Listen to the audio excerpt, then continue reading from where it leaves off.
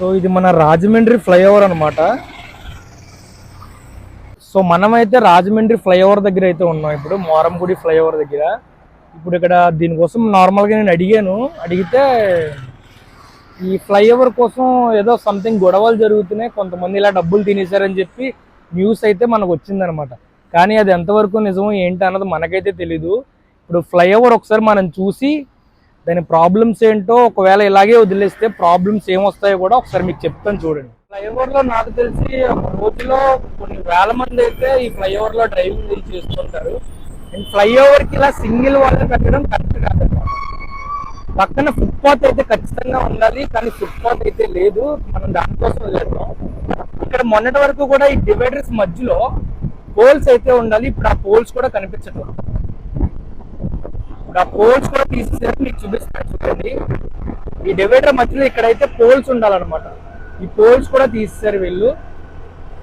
ఇక్కడ లైట్లు అయితే మరి వేస్తారో లేదో మనకైతే డౌట్ అనమాట. ఫ్లైఓవర్ అయితే మొత్తానికి ఇలా ఉంది, పక్కన ఫుట్పాత్ అయితే లేదు. మీకు ఫ్లైఓవర్ ఎండింగ్ లో ఇంకా ఏముంటుందో, ఏమేమి ప్రాబ్లమ్స్ వస్తాయి మాట్లాడుకుంటాం మనం. సో మొత్తానికి మనం ఫ్లైఓవర్ అయితే చూసాం కదా. ఇంతకు ముందు అక్కడ మధ్యలో డివైడర్స్ మధ్యలో పోల్స్ అయితే ఉండేవి, లైటింగ్ పోల్స్ అయితే ఉండేవి. ఇప్పుడు ఆ లైటింగ్ పోల్స్ కూడా ఎవరో తీసేసారు. అది మనం ఇప్పుడు ఎవరిని అడగలేము కూడా.